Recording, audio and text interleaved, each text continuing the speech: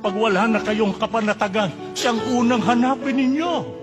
Pag meron kayong sakit, siyang unang lapitan ninyo. Sa kanya kayo dumulog at magmakaawa.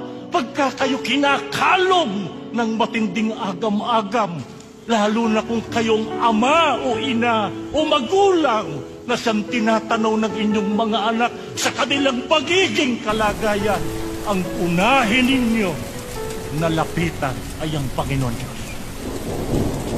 Hayaan nyo na yan ang masalin sa buong sambahayan ninyo na hindi sila hihiwalay sa Diyos kahit ano pa ang mangyari sa kanilang buhay. Pagkaganyan, nakatitiyak tayo. Hindi tayo nabigo bilang isang ama na responsable.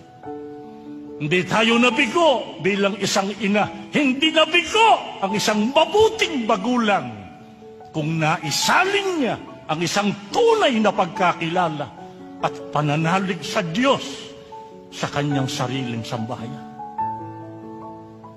Sana ganito ang maging kalagayan nating lahat.